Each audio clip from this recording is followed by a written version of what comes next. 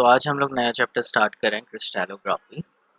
Crystallography में basically crystal के बारे में बात होती है और crystal is a solid state, तो हम लोग को सॉलिड स्टेट के बारे में पढ़ना है।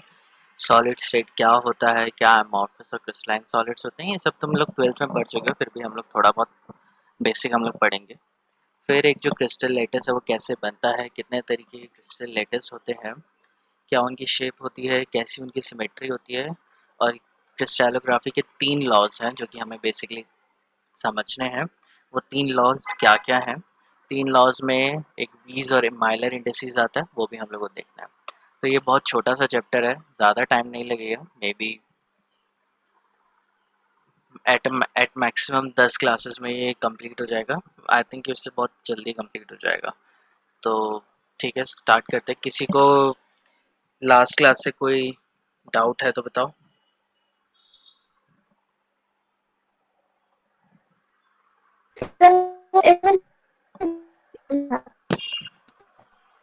तुम्हारी वॉइस पूरी कट गई, फिर से बोलो, क्या बोला?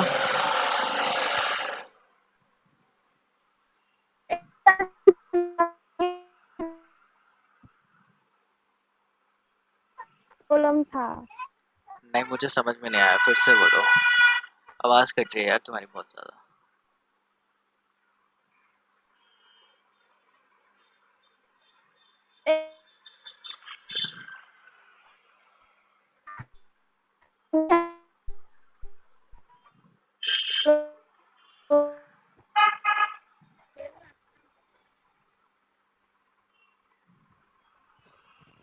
हाँ, मुझे नहीं समझ में आया। किसी और को समझ में आया कि किरण ने क्या बोला, तो मुझे कोई बता दो।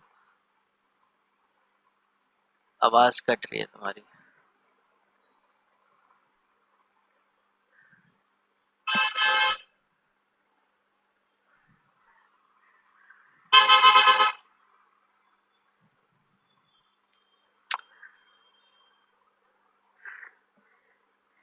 किरण, अगर तुम्हें कुछ डाउट है तो तुम मैसेज में लिख दो, साइड में जो मैसेज आता है ना, इसी में।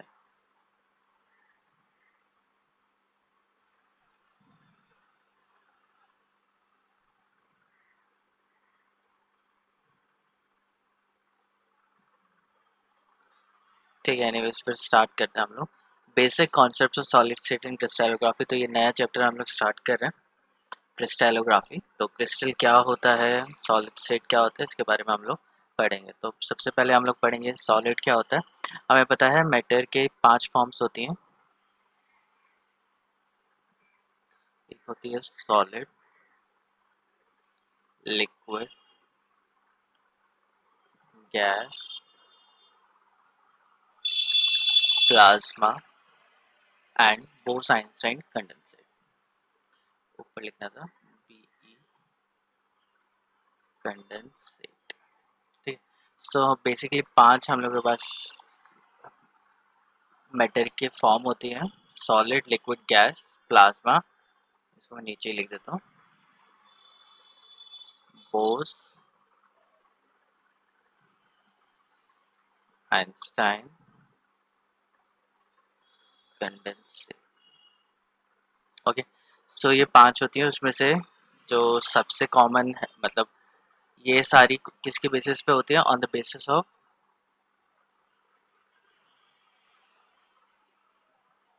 इंटरमॉलिक्यूलर फोर्सेस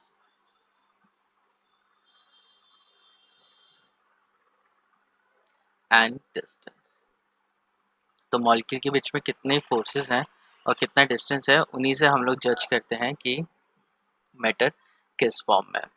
तो इसमें से एक होता है सॉलिड। मैं लिख देता हूँ इधर। पहले बीई कंडेंसेट आएगा, फिर सॉलिड,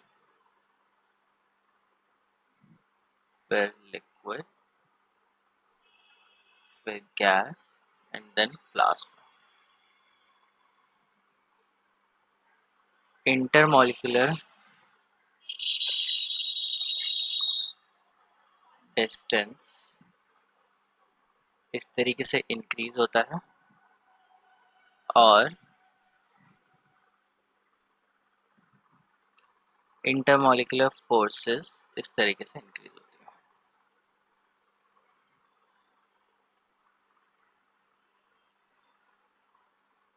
फोर्सेस इंक्रीजेस, इस डायरेक्शन में जाएंगे तो इंटरमॉलिक्यूलर फोर्सेस इंक्रीज होती हैं, और इस डायरेक्शन में जाएगा तो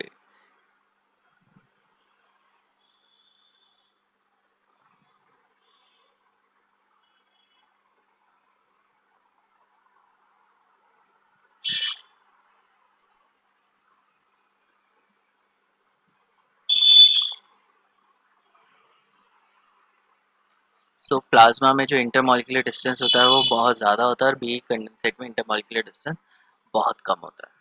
ठीक है, तो सॉलिड क्या है, बी कंडेंसेट और लिक्विड के बीच का है। सॉलिड में बहुत सारी प्रॉपर्टीज होती हैं। First, they have definite mass, mass उनका कांस्टेंट रहेगा, वॉल्यूम कांस्टेंट होती है और शेप कांस्टेंट होती है। ये हम लोग बचपन से पढ़ते आए हैं कि सॉलिड की क्या क्या प्रॉपर्टीज होती हैं। उनकी क्या होती है, डेफिनेट वॉल्यूम होगी और डेफिनेट शेप होगी। इंटरमॉलिक्यूलर डिस्टेंस शॉर्ट होता है, मॉलिक्यूल्स क्या होता है एक दूसरे के बहुत पास में होता है। ठीक है, तो ये सॉलिड हो गया। लिक्विड में मॉलिक्यूल्स थोड़ा दूर होता है, और गैस में तो बहुत ही दूर होता है, इतने उसमें दो ही आएंगे। तो ये इसको मैं लिक्विड लिख सकता हूँ, और ये हो गई गैस। इंटरमॉलिक्यूलर फोर्सेस स्ट्रांग होती हैं, जैसे हम लोगों ने देखा इंटरमॉलिक्यूलर फोर्सेस स्ट्रांगेस्ट किस में होते हैं, ये कंडेंसेट में, तो सॉलिड में भी स्ट्रांग होती है। लिक्विड में मॉडरेट होती है, गैस में बहुत कम होती है, और प्लाज्मा में बिल्कुल कम होती है। प्लाज्मा में जो गैस के मॉलिक्यूल्स होते हैं वो एक दूसरे से बहुत ज़्यादा दूर होते हैं, गैस से भी ज़्यादा दूर होते हैं। The constant particles, atom, molecular ions, कुछ भी हो सकते हैं कांस्टेंट पार्टिकल। सॉलिड में आयन से होगा तो आयनिक पार्टिकल, मॉलिक्यूल से बना है तो मॉलिक्यूलर सॉलिड होता है वो। ठीक है, एटम से बना है तो मॉलिक्यूल हो सकता है। हैव फिक्स पोजीशन, इनकी जो पोजीशन होती है वो फिक्स्ड होती है, बट वो अपनी पोजीशन पे ऑसिलेट करते रहते हैं through their about their mean position. तो सॉलिड में जो पार्टिकल्स हैं उनकी क्या है, कुछ मीन पोजीशन है, वो ऑसिलेट करते हैं, थोड़ा इधर जाएंगे इधर जाएंगे, तो मॉलिक्यूल इधर भी आ सकता है और इधर भी आ सकता है। ठीक, तो छोटी सी स्पेस में वो ऑसिलेट या कह सकते हैं वाइब्रेट करते रहते हैं अपनी जगह पे। They are incompressible and rigid, तो वो क्या होते हैं, इनकम्प्रेसिबल होते हैं और साथ में रिजिड होते हैं। इनकम्प्रेसिबल मतलब सॉलिड्स को हम लोग और नहीं दबा सकते, और रिजिड का क्या मतलब होता है कि उनका शेप हम लोग चेंज इतनी आराम से नहीं कर सकते। तो फोर्स लगाएंगे तो उनकी शेप जो है वो इतनी आराम से चेंज नहीं होती है as compare to liquids and gases. तो हम लोग जनरली बोलते हैं सॉलिड एंड लिक्विड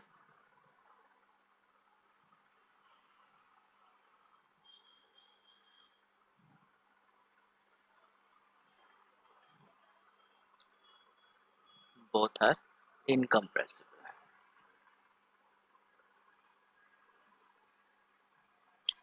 दोनों ही क्या होते हैं, इनकम्प्रेसिबल होते हैं, मतलब उन्हें कंप्रेस नहीं किया जा सकता। सॉलिड रिजिड होते हैं, मतलब उनकी जो शेप है वो वैसी रहेगी, लेकिन लिक्विड रिजिड नहीं होते, उनकी शेप हम लोग चेंज कर सकते हैं। अब सॉलिड दो टाइप का होता है, एक अमॉर्फस होता है और एक क्रिस्टलाइन।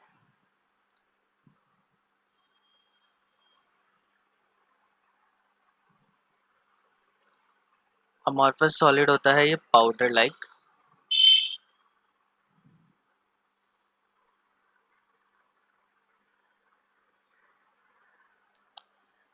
ये किस तरीके का होगा, पाउडर जैसा होता है। जैसे फॉर एग्जांपल, पहले मैं क्रिस्टलाइन बताता हूँ।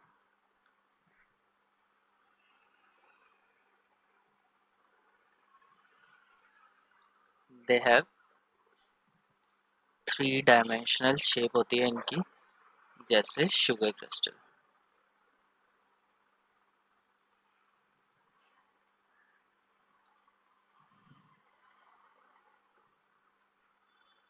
शुगर क्रिस्टल देखे होंगे तुमने, चीनी के जो दाने होते हैं, उसको हम लोग क्या बोल सकते हैं, दे आर क्रिस्टलाइन सॉलिड। वो किस तरीके के सॉलिड है, क्रिस्टलाइन सॉलिड है, मतलब उनका क्या होता है, क्रिस्टल होता है।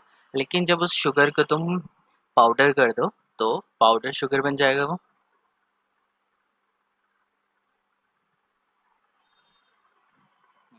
तो जब उसको शुगर का पाउडर कर देंगे तो वो किस तरीके का सॉलिड बन जाता है, अमॉर्फस सॉलिड। अब दोनों में क्या मेजर डिफरेंस होता है, मेजर डिफरेंस दोनों में होता है लॉन्ग रेंज और शॉर्ट रेंज ऑर्डर का। तो इसमें हमें दिख रहा है कि एक ऑर्डर बना हुआ है, एक शेप सी बनी हुई है और ये प्रॉपरली फॉलो हो रही है सब जगह। तो ऑर्डर मतलब अरेंजमेंट है, और ये जो अरेंजमेंट है मॉलिक्यूलर लेवल पे ये प्रॉपरली फॉलो की जा रही है। ठीक है, तो इसे हम लोग बोलेंगे लॉन्ग रेंज ऑर्डर, और ये वाला होता है शॉर्ट रेंज ऑर्डर।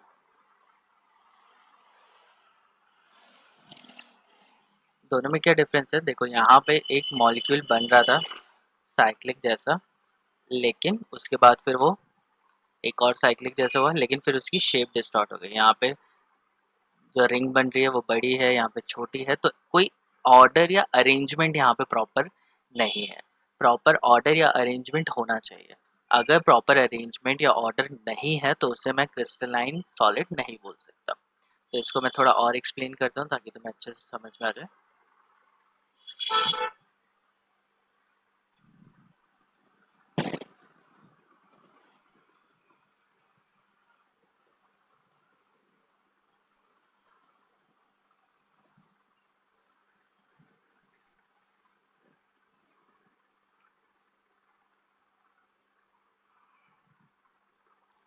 तो पहली चीज हम लोगों ने बोला कि दे हैव क्रिस्टल स्ट्रक्चर, उनका क्रिस्टल स्ट्रक्चर होता है। और अमॉर्फस सॉलिड्स होते हैं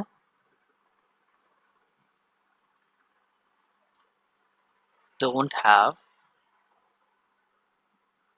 a crystal स्ट्रक्चर। इनका एक क्रिस्टल स्ट्रक्चर नहीं होता है। जनरली ये किस तरीके के होते हैं, पाउडर लाइक होते हैं, मतलब या तो वो पाउडर लाइक होंगे लेकिन वो क्रिस्टल जैसे नहीं दिखेंगे। ठीक है, तो देखते हैं आगे। इसमें जो सबसे इम्पोर्टेंट डिफरेंस आता है, इसमें क्या होता है, लॉन्ग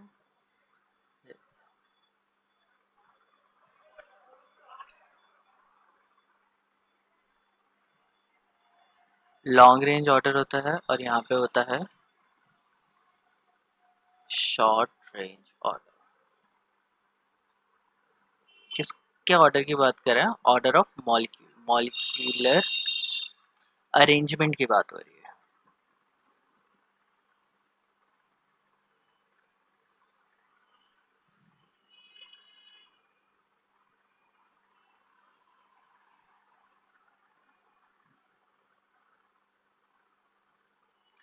सो मॉलिक्यूलर अरेंजमेंट की किस तरीके से बात हो रही है, जैसे वाटर मॉलिक्यूल लेता हूँ,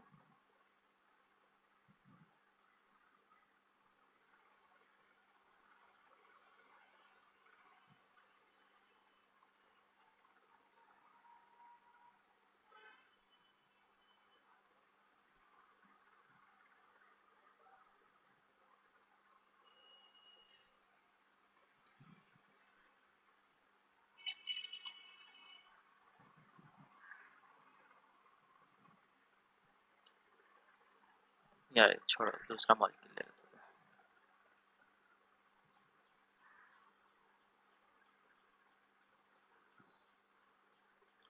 ग्रेफाइट लेते हैं, तो ग्रेफाइट में ये बेंजीन रिंग है,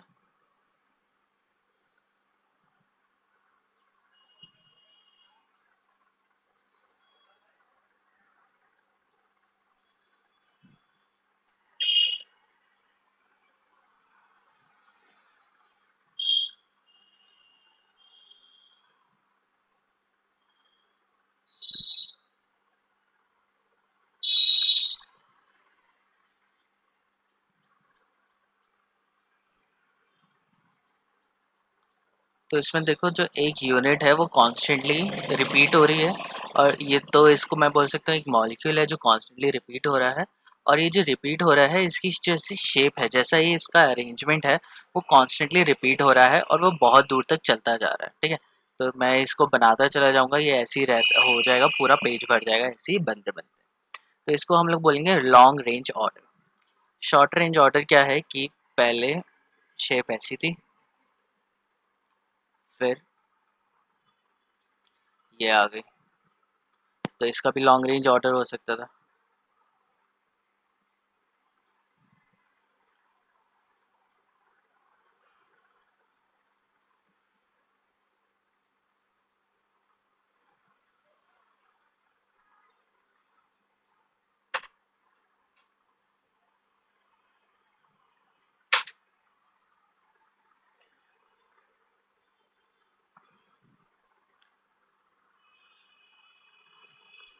तो यहाँ पे क्या हो रहा है कि कोई प्रॉपर ऑर्डर फॉलो नहीं हो रहा है, ठीक है। 6 मेंबर रिंग, 5 मेंबर रिंग, 6 5 5 5 5 और यहाँ पे सारी 6 है। तो यहाँ पे कोई जो ऑर्डर था, जो ये वाला ऑर्डर था, वो प्रॉपरली फॉलो नहीं हो रहा है। और ये जो ऑर्डर है वो कब कब तक फॉलो हो रहा है, एक शॉर्ट रेंज तक फॉलो हो रहा है।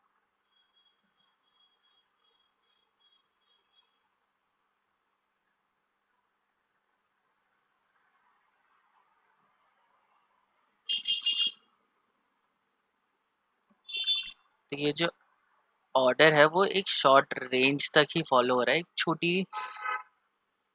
छोटे प्लेस तक ही ये फॉलो हो पा रहा है, ये जो ऑर्डर है। लेकिन उसके बाद फिर इसका ऑर्डर क्या हो गया, खराब हो गया, प्रॉपरली अरेंज नहीं।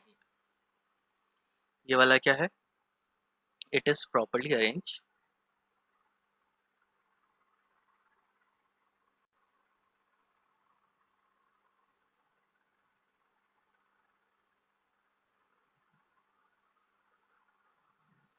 ये प्रॉपरली अरेंज है और ऑर्डर क्या है, बहुत ज़्यादा टाइम के लिए है, ठीक है, मतलब बहुत ज़्यादा डिस्टेंस तक के लिए चलता है।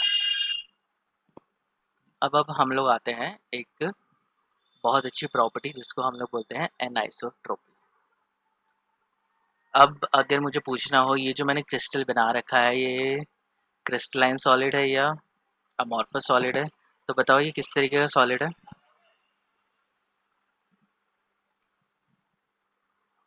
कोई बताएगा ये किस टाइप का सॉलिड है, क्रिस्टलाइन है या अमॉर्फस है। इसमें जो पैटर्न बन रहा है वो काफ़ी दूर तक फॉलो हो रहा है या छोटी जगह तक फॉलो हो रहा है।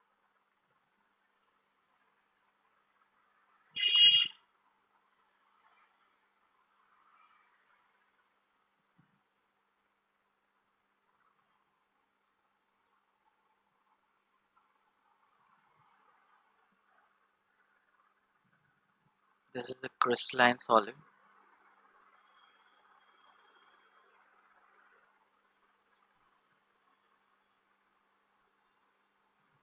क्रिस्टलाइन क्यों है, क्योंकि ये जो रेड कलर के जो डॉट्स हैं, उसके बाद ब्लू आ रहा है, फिर रेड, फिर ब्लू, फिर रेड, फिर ब्लू, फिर रेड प्लस ब्लू। तो ये जो एक पैटर्न है ये कॉन्स्टेंटली फॉलो हो रहा है। ये जो पैटर्न कॉन्स्टेंटली फॉलो हो रहा है, काफ़ी देर तक फॉलो हो रहा है, तो इसलिए ये जो पैटर्न है वो लॉन्ग रेंज पैटर्न है और इसलिए ये जो सॉलिड है वो क्या है, क्रिस्टलाइन सॉलिड है।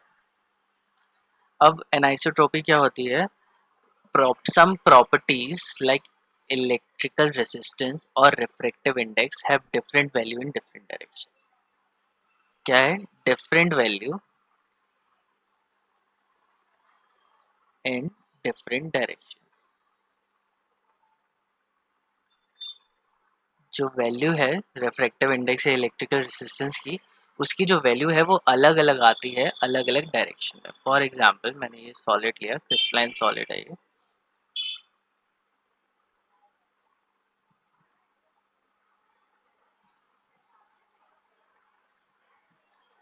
तो यहाँ पे रिफ्रैक्टिव इंडेक्स निकाल रहा हूँ मैं, यहाँ पे लाइट गई और ये यहाँ, तो यहाँ पे रिफ्रैक्टिव इंडेक्स आ गया, यहाँ पे रिफ्रैक्टिव इंडेक्स आ गया 1.5, ठीक है, इस डायरेक्शन में।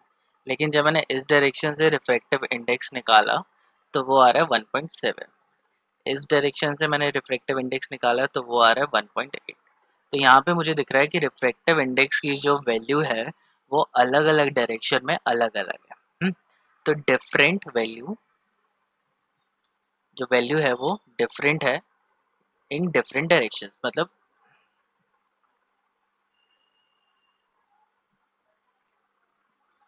Value is direction dependent.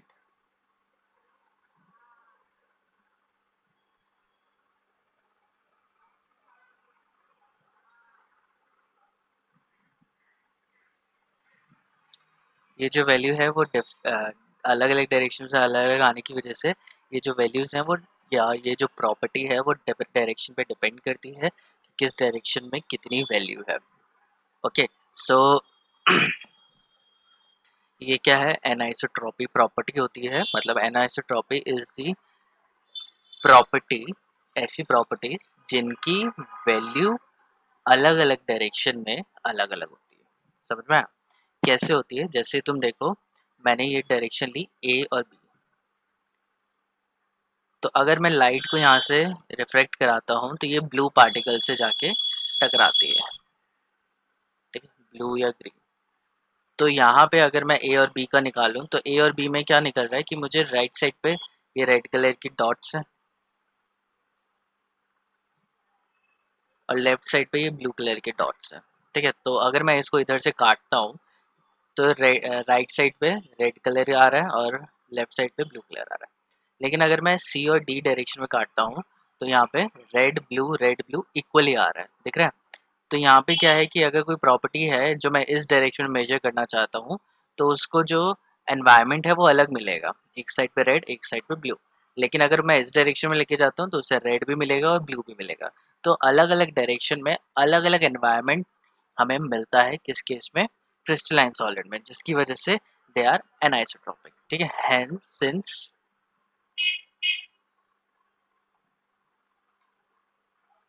crystalline solids have different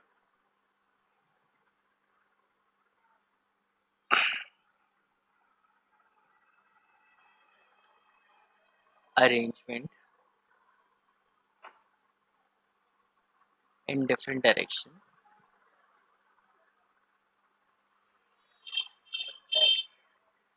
therefore the they are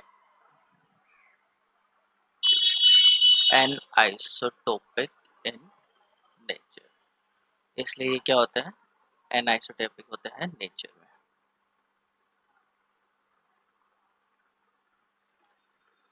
किसी को डाउट है इसमें तो मैं फिर से बता दूं।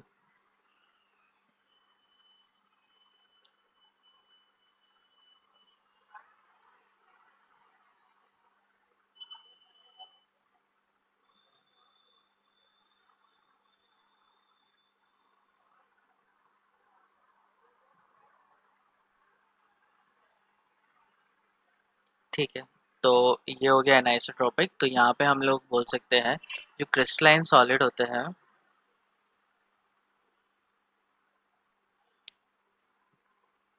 दे आर आइसोटोपिक इन नेचर।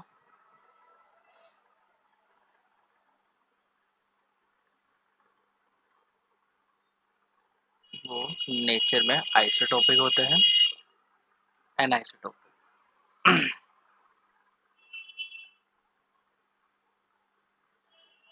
और amorphous solids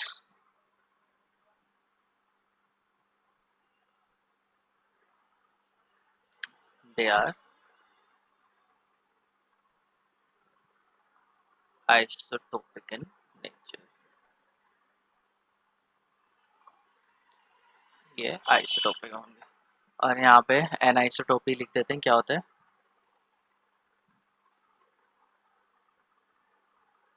properties shows different values in different direction।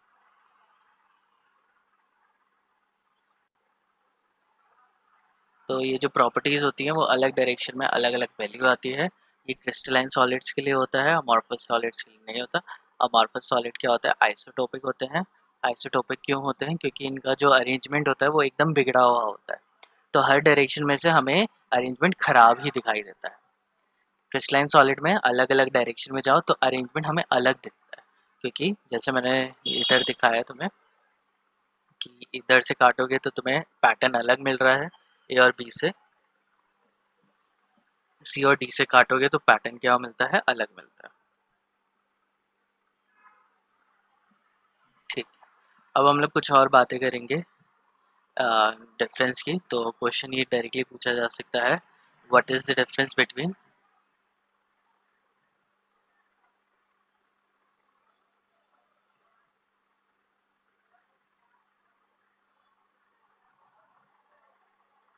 Crystalline and amorphous solid.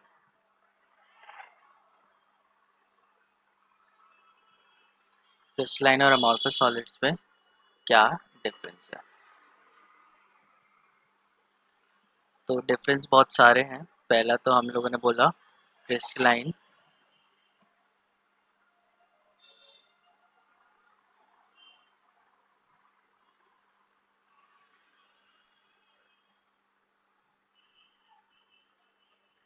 यहाँ पे क्या होता है, लॉन्ग रेंज ऑर्डर होता है,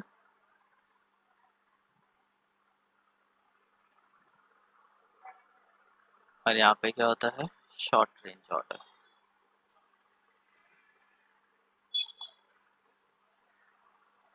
ठीक है। दूसरा क्या होता है, ये जो अभी हम लोग ने पढ़ा, एनाइसोटोपिक होते हैं,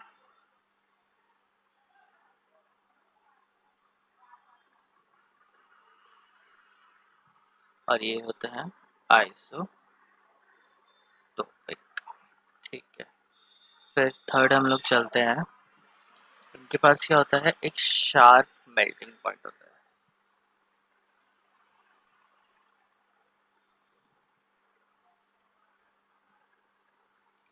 और इनके पास क्या होता है, रेंज ऑफ मेल्टिंग।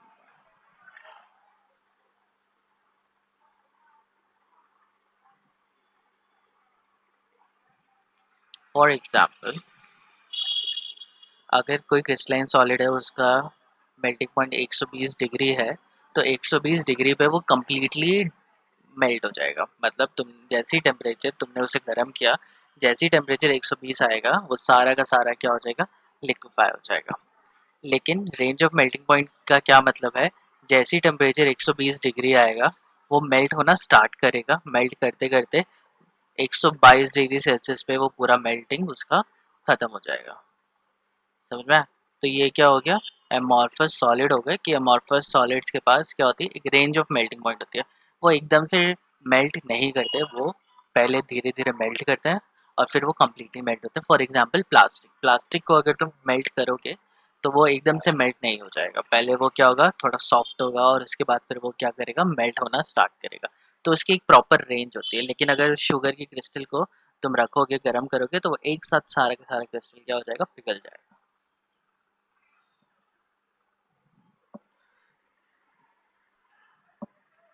ओके। तो ये क्या होता है, दोनों के बीच में एक डिफरेंस होता है मेजर।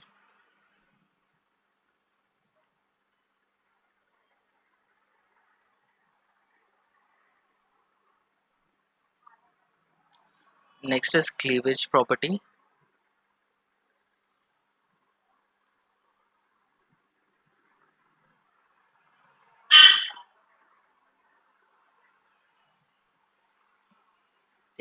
तो जो क्रिस्टलाइन सॉलिड है, अगर मैं किसी शार्प एज से या किसी शार्प टूल से बीच में से उसे काटता हूँ, तो उसके जो एजेस मिलेंगे, उसके जो कॉर्नर्स मिलेंगे काटने के बाद, तो फॉर एग्जांपल मेरे पास ये सॉलिड है, और इसको मैं यहाँ से काटने की कोशिश करता हूँ, तो मेरे पास दो पीसेस मिलेंगे, और दोनों पीसेस के ये जो एजेस होंगे ना, ये वाले जो कॉर्नर्स हैं, वो एकदम शार्प होंगे।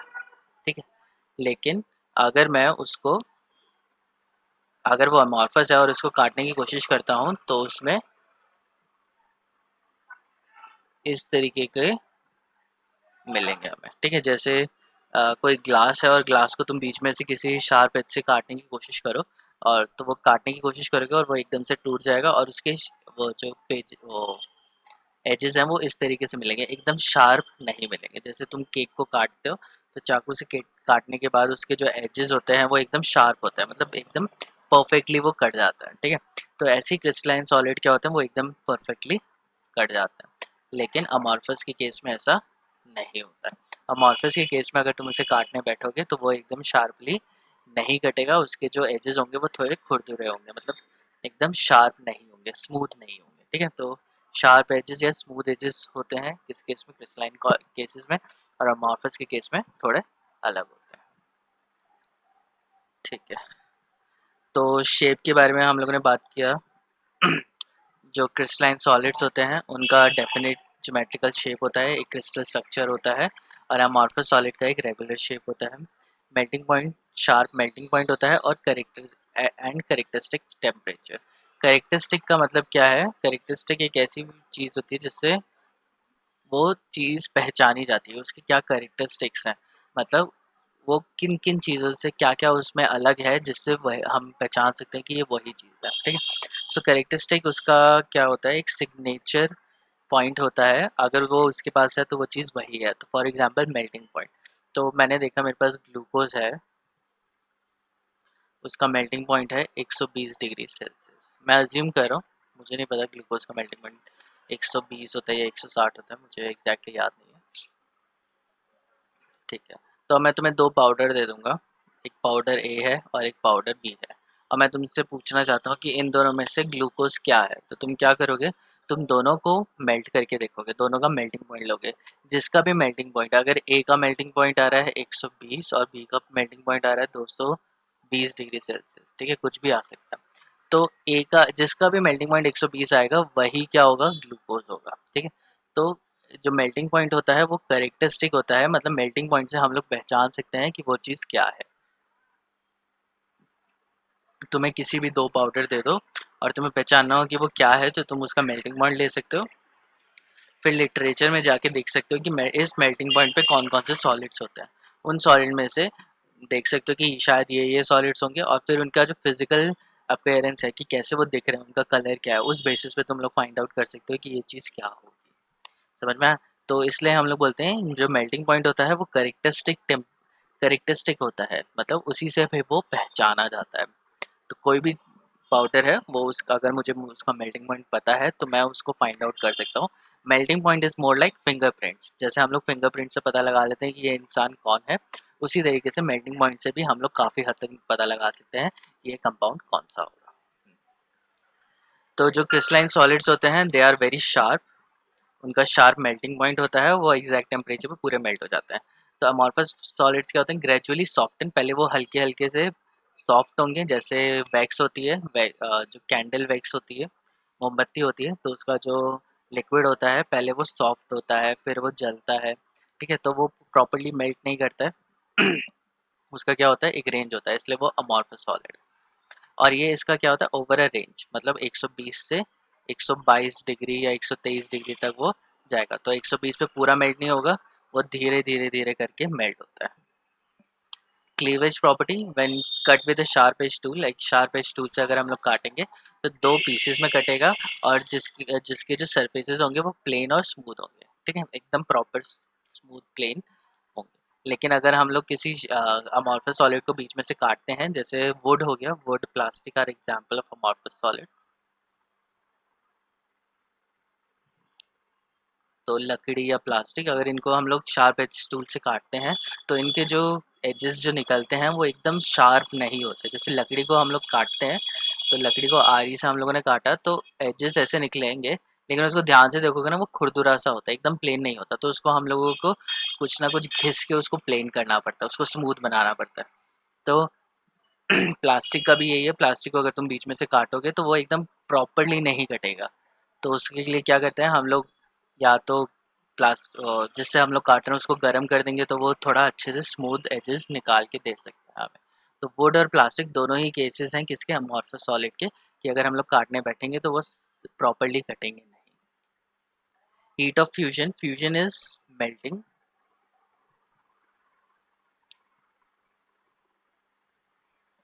तो इसका क्या है, दे have definite and characteristic heat of fusion, जैसे मेल्टिंग पॉइंट करेक्टरिस्टिक है वैसे ही हीट ऑफ फ्यूजन भी करेक्टरिस्टिक है, कि कितनी एनर्जी निकली मेल्ट होने पे, ठीक है। और ये क्या होती है, एग्जैक्ट वैल्यू होती है, क्योंकि इसका जो मेल्टिंग पॉइंट है उसकी एग्जैक्ट वैल्यू है 120, तो उसका एग्जैक्ट वैल्यू होगा लाइक 240 किलो जूल, ठीक है। लेकिन अगर यहाँ पे मेल्टिंग पॉइंट 120 से 123 डिग्री जा रहा है तो उसका जो वैल्यू होगी वो 240 से 260 के बीच में होगी, तो एग्जैक्ट वैल्यू नहीं होती है। तो यहाँ पे क्या है, दे have definite value, they have definite and characteristic heat of fusion. तो हीट ऑफ फ्यूजन की जो वैल्यू आती है, कितनी हीट निकली है या कितनी हीट रिक्वायर्ड है मेल्ट करने के लिए, वो एग्जैक्ट होती है, 420 है तो वो 420 ही रहेगी। And they do not have heat, definite heat of fusion, इनकी जो हीट ऑफ फ्यूजन होती है वो डेफिनेट नहीं होती, रेंज होती है 260 से 270 इस तरीके से। एनाइसोट्रोपिक की हम लोगों ने बात कर ही ली है कि क्रिस्टलाइन सॉलिड क्या होता है, एनाइसोट्रोपिक होते हैं, they have different values in different direction, अलग अलग डायरेक्शन में डिफरेंट वैल्यू होती है। और जो अमॉर्फस सॉलिड्स होते हैं वो आइसोट्रोपिक होते हैं, उनकी जो वैल्यूज होती हैं वो सेम ही होती हैं हर डायरेक्शन में। इनको हम लोग बोलते हैं ट्रू सॉलिड्स। ये किस तरीके के सॉलिड होते हैं, सच्चे सॉलिड होते हैं, मतलब एग्जैक्ट सॉलिड्स होते हैं। इनको हम लोग बोलते हैं सूडो सॉलिड, मतलब फेक सॉलिड। सूडो मतलब फेक हो, ठीक है? तो ये एकदम करेक्ट सॉलिड्स नहीं होते हैं, इनको सूडो सॉलिड या सुपर कूल्ड लिक्विड भी बोला जाता है। अभी मैं इसको डिस्क्राइब करता हूँ क्यों बोला जाता है। ऑर्डर ऑफ अरेंजमेंट, तो यहाँ पे हम लोग बता ही चुके हैं क्रिस्टलाइन सॉलिड का क्या होता है, लॉन्ग रेंज ऑर्डर होता है। जो ऑर्डर है वो थ्रू आउट सॉलिड वो मेंटेन होता है। लेकिन अमॉर्फस सॉलिड में वो जो ऑर्डर होता है it is only short range order, वो प्रॉपर ऑर्डर नहीं होता है, ठीक है। तो जो ऑर्डर है वो थोड़ी देर तक फॉलो होगा, उसके बाद फिर वो अलग सा होगा। जैसे तुम क्या करते हो एग्ज़ाम पे, एग्ज़ाम में बच्चे लिखते हैं, पहले फर्स्ट पेज पे अच्छी हैंड राइटिंग होगी और उसके बाद फिर आगे एकदम ख़राब हैंड राइटिंग हो जाएगी, ठीक है। तो वो पूरा ऑर्डर क्या हो गया, चेंज हो जाता है। अब यहाँ पे हम लोगों का आगे सूडो सॉलिड्स क्या है।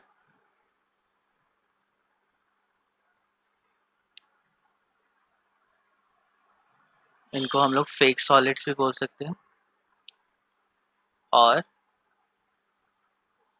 नॉट रियल सॉलिड लिख सकता हूँ, असली सॉलिड से नहीं होता है।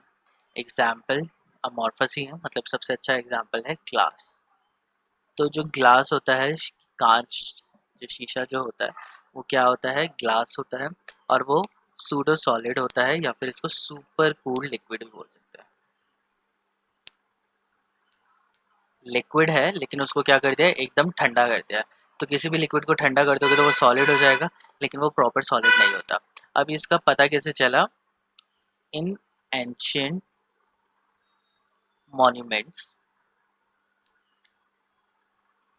पुराने पुराने जो मॉन्यूमेंट्स होते हैं जहाँ पे हवेलियाँ या राजा लोग रहते थे, उनके जो बड़े बड़े फोर्ट्स होते थे, किले होते थे, वहाँ पे जो शीशे हैं ना, जैसे ये फॉर एग्जांपल ये शीशा है, तो वो ऊपर से पतला है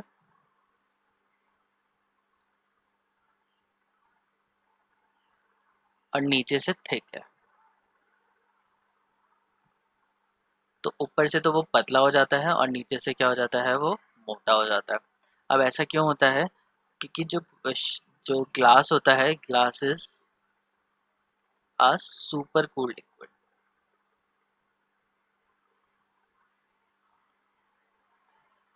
सुपर कूल लिक्विड होने की वजह से लिक्विड क्या होते हैं, लिक्विड हैव अ टेंडेंसी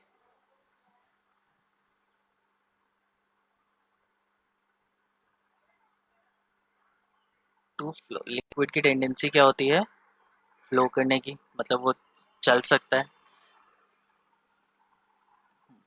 तो यहाँ पे भी क्या हो रहा है, जो ग्रेविटी की वजह से जो शीशा है, जो ग्लास है, वो क्या करता है, धीरे धीरे से चलना स्टार्ट करता है। तो वो धीरे धीरे चलते चलते क्या हो जाता है, ग्रेविटी की वजह से वो नीचे आ जाता है। नीचे आने की वजह से नीचे वो क्या हो जाता है, थिक हो जाता है और ऊपर क्या हो जाता है, पतला हो जाता है।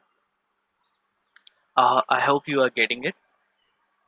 तो जो फ्लो करने की टेंडेंसी होती है वो किसकी होती है, या तो सॉलिड की होती है, लिक्विड की होती है, या तो लिक्विड की होगी या फिर गैस की होगी। सॉलिड्स के पास ये जो चलने की टेंडेंसी है वो तो होती ही नहीं है, क्योंकि मॉलिक्यूल सिर्फ अपनी ही जगह पे वाइब्रेट करते हैं या फिर ऑसिलेट करते हैं, लेकिन वो एक जगह से दूसरी जगह मूव नहीं करते। लेकिन ग्लास की जो सॉलिड है वो क्या कर रहा है, मूव कर रहा है, ऊपर से नीचे आ रहा है। ऊपर से नीचे क्यों आ रहा है, क्योंकि बहुत गर्मी होगी तो ग्लास क्या करने लगेगा, हल्का हल्का सॉफ्ट हो जाएगा। सॉफ्ट होने की वजह से धीरे धीरे धीरे धीरे वो मूव करेगा। तो 100-200 साल में ये जो मूवमेंट होती है ये हम लोग को प्रॉपर्ली पता चल पाती है। 100-200 साल बाद जब तुम उस ग्लास को देखोगे तो वो नीचे से मोटा हो जाएगा, ऊपर से क्या रहेगा, पतला होगा। क्योंकि जो ग्लास है वो रोज हल्का हल्का हल्का हल्का अमाउंट में मूव कर रहा है, और अगर वो मूव कर रहा है तो मूव करने की टेंडेंसी किसकी होती है, लिक्विड्स की या फिर गैस की। तो गैस तो हो नहीं सकता, तो इसलिए हम इसे बोलते हैं सुपर कूल लिक्विड। तो मैं लिख सकता हूँ as glass moves slowly over a period of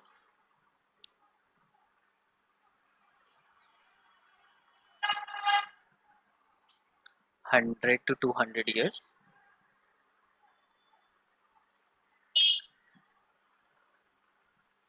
therefore they are considered as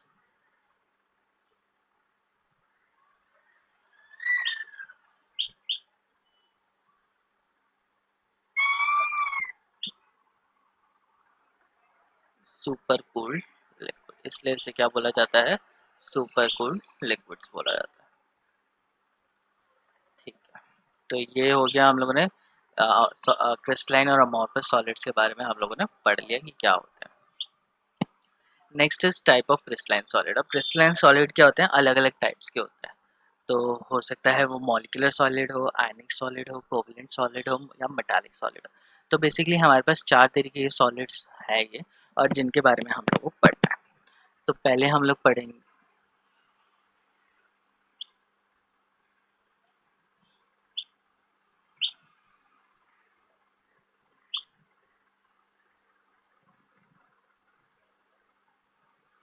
4 तरीके के सॉलिड्स है।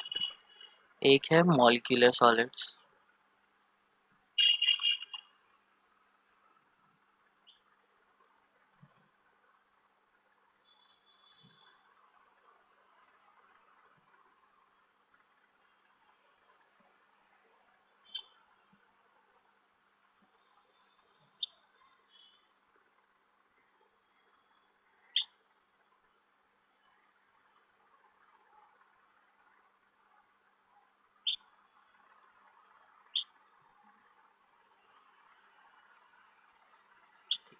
तो ये जो डेफिनेशन है ये हम लोग किस पे ले रहे हैं, on the basis of molecular entity, मतलब किस तरीके से वो बना हुआ है, उसका स्ट्रक्चर क्या है, और उसके अंदर जो पार्टिकल्स हैं सॉलिड किस चीज़ से वो बना हुआ है। तो सॉलिड क्या हो सकता है, आयन से बना हो सकता है, मॉलिक्यूल से बना हो सकता है, एटम से बना होता है।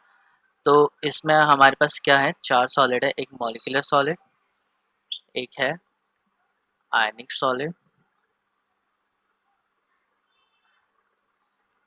एक होते हैं मेटालिक सॉलिड,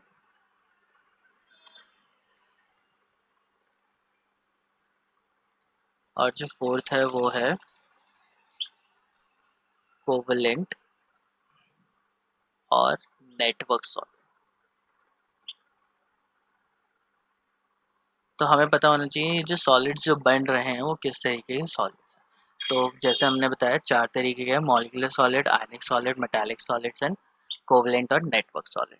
इनके बारे में हम लोग एक एक करके पढ़ेंगे। तो सबसे पहले हम लोग पढ़ते हैं मॉलिक्यूलर सॉलिड्स के बारे में।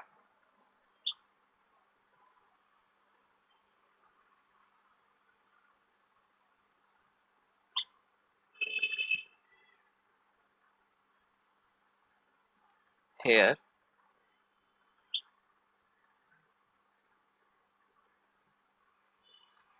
The entity are molecule. यहाँ पे जो एंटिटी है वो क्या है, मॉलिक्यूल्स है। मतलब मॉलिक्यूल होंगे वो एक दूसरे के साथ अटैच होंगे और ये जो सॉलिड बन जाएगा मॉलिक्यूल्स से। ए सॉलिड्स हैं ये। इन जो इस सॉलिड को हम लोग क्या बोलेंगे, मॉलिक्यूलर सॉलिड। तो ए जो ये होना चाहिए, ये क्या होना चाहिए, मॉलिक्यूल होना चाहिए। तो जैसे वाटर मॉलिक्यूल है, वाटर का मॉलिक्यूल है, तो फिर सारे वाटर मॉलिक्यूल को मैं लगा दूँ। तो वाटर तो लिक्विड होता है, सॉलिड थोड़ी ना होता है जब उसका आइस बना देते हैं हम लोग। तो जो बर्फ़ होती है, जो आइस होती है, वो क्या होती है, सॉलिड होती है। तो जब वाटर जम जाएगा, जब वाटर फ्रीज हो जाएगा, तो वो क्या बन जाएगा, एक मॉलिक्यूलर सॉलिड। क्योंकि जो मॉलिक्यूल जो एंटिटीज़ हैं वो क्या है, मॉलिक्यूल हैं, इसलिए उसको हम लोग क्या बोलेंगे, मॉलिक्यूलर सॉलिड। ठीक है, अब हम लोग चलते हैं टाइप ऑफ मॉलिक्यूलर सॉलिड्स पे।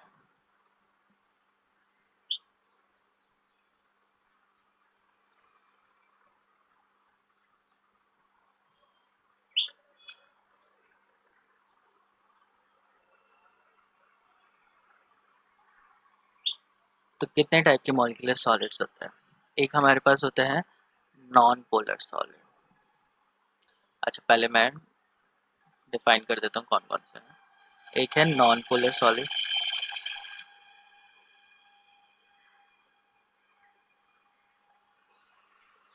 दूसरा है पोलर सॉलिड, और तीसरा है हाइड्रोजन बॉन्डेड।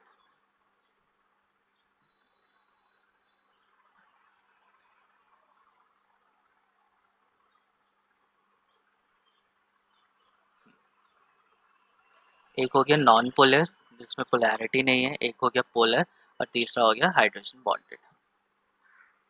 ठीक है, तो पहले हम लोग करेंगे non polar solids.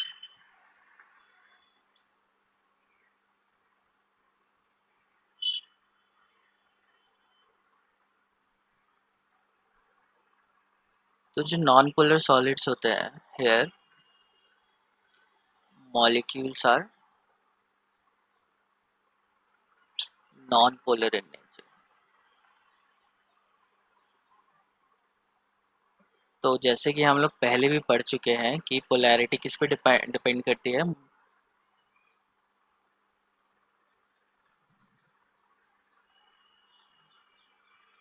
Polarity depends upon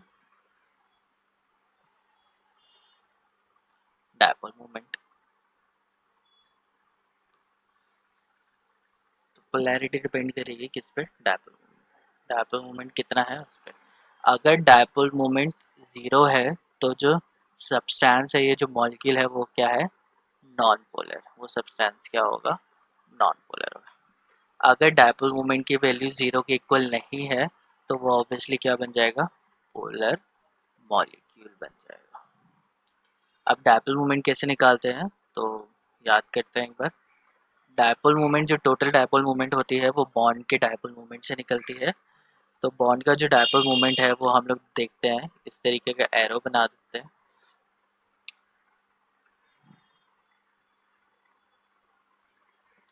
यह है सिंबल ऑफ डायपोल मोमेंट। तो डायपोल मोमेंट का ये क्या है, एक प्रॉपर सिंबल है। इसको हम लोग बोलते हैं टेल, और इसको हम लोग बोलेंगे हेड। तो ये इसका सर है और ये इसकी पूंछ। तो जो हेड होता है, इट इज ऑलवेज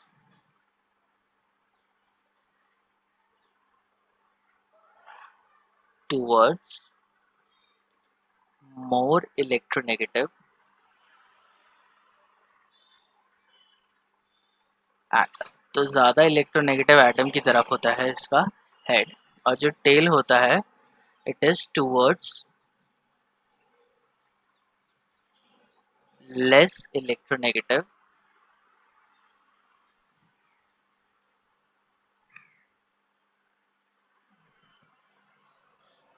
एटम। तो कम इलेक्ट्रोनेगेटिव एटम है उसके पास होगा। तो अगर कार्बन और ऑक्सीजन में से मैं चूज़ करूँ तो कार्बन का इलेक्ट्रोनेगेटिविटी क्या है, कम है। ऑक्सीजन की इलेक्ट्रोनेगेटिविटी ज़्यादा है, तो इसका बॉन्ड डायपोल मोमेंट इस तरीके से होगा। इसी तरीके से ये जो एटम है, यहाँ पे भी ये होगा। तो इसमें जो म्यू है वो हो जाएगा ज़ीरो। तो इसमें जो टोटल डायपोल मोमेंट है वो ज़ीरो। अब ये क्यों है, क्योंकि डायपोल मोमेंट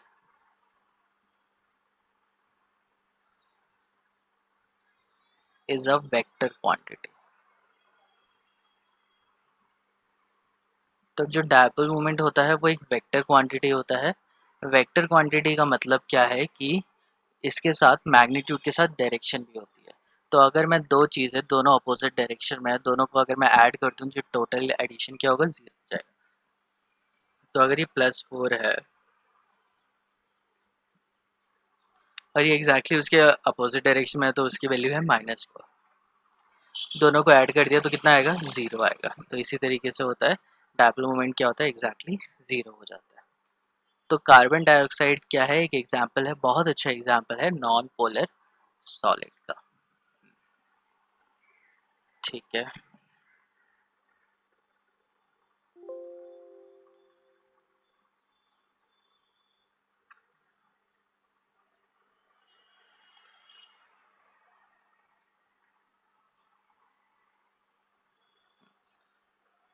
इसी तरीके से वाटर मॉलिक्यूल लेते हैं।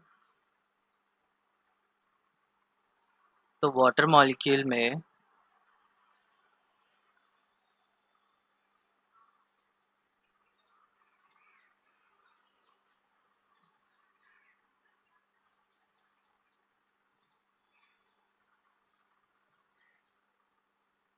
ऑक्सीजन और हाइड्रोजन से ज़्यादा इलेक्ट्रोनेगेटिव कौन सा है? ऑक्सीजन। इधर भी ऑक्सीजन। तो जो टोटल डायपोल मोमेंट होता है वो ऊपर की साइड होता है, और ये जो दोनों डायपोल मोमेंट है सेम ही डायरेक्शन में है, तो ये ऐड हो जाता है। सो जो टोटल डायपोल मोमेंट है which is not equal to zero, hence they are polar. तो वाटर मॉलिक्यूल क्या है? पोलर है। अगर मैं HCl की बात करूं तो HCl, तो Cl ज़्यादा इलेक्ट्रोनेगेटिव है तो ये इधर आ जाएगा। तो टोटल डायपोल मोमेंट इस डायरेक्शन में हुए, तो यहाँ पे भी mu is not equal to zero, तो ये भी क्या है? It is a polar molecule.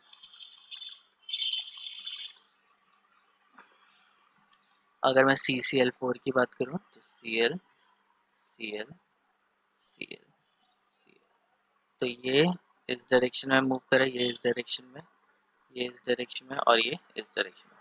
तो टोटल इन दोनों का जो टोटल हो जाएगा वो इस डायरेक्शन में हो गया, इन दोनों का टोटल इस डायरेक्शन में हो गया। तो टोटल डायपोल मोमेंट के आगे जीरो आ गया, तो ये क्या हो जाएगा? Non polar. तो पोलर और नॉन पोलर मॉलिक्यूल्स करने से पहले हमें पता ही होना चाहिए कि पोलर मॉलिक्यूल कौन से हैं और नॉन पोलर मॉलिक्यूल कौन से हैं। तो जिनकी जो डायपोल मोमेंट है वो जीरो के इक्वल है तो दे आर नॉन पोलर, और जिनका डायपोल मोमेंट की वैल्यू कुछ ना कुछ आ जाती है तो दे आर पोलर। वैल्यू ज़्यादा होगी तो ज़्यादा पोलर होंगे, कम होगी तो कम पोलर होंगे। That's pretty obvious. ठीक है, तो टाइप्स ऑफ मॉलिक्यूलर सॉलिड कल हम लोग फिर से करेंगे, थोड़ा सा और रिवाइज करेंगे, और रिवाइज करके और देखेंगे कि किस तरीके के मॉलिक्यूल्स होते हैं। ठीक है, तो आज के लिए हम लोग बस इतना ही करते हैं, और कल तो क्लास नहीं होगी, कल सैटरडे है। ठीक है, तो मंडे को मिलेंगे। किसी को कोई डाउट है तो पूछ लो।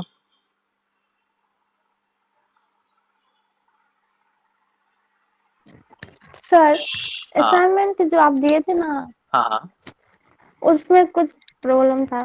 उसमें कुछ प्रॉब्लम है? क्या प्रॉब्लम हाँ, है उसमें? वो 6 नंबर क्वेश्चन में अच्छा, मतलब बताओ कैसे?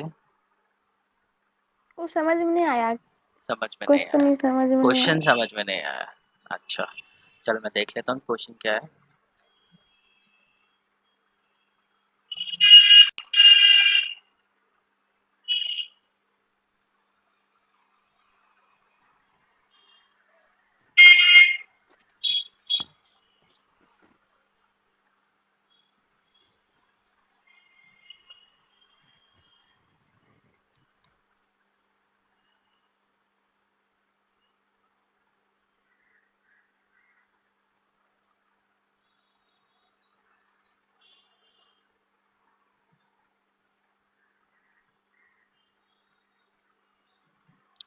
क्वेश्चन पेपर कहाँ से दिखेगा मुझे?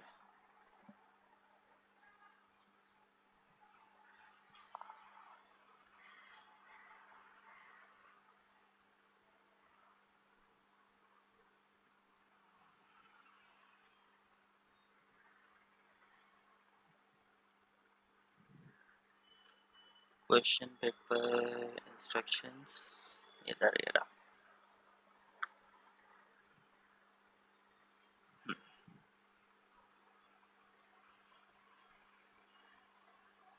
क्वेश्चन 6 ये वाला ना। It is required to raise the temperature of water of a swimming pool from 20 degrees Celsius to 25 degrees Celsius। ठीक है, तो मतलब क्या है? It is required to raise, हमें क्या करना है? स्विमिंग पूल का टेम्परेचर 20 डिग्री से 25 डिग्री तक लेके जाना है। पहली चीज़ ये होगी। The pool holds 10⁵ litre of water. Pool में जो टोटल वाटर है वो कितना है? 10⁵ लीटर है।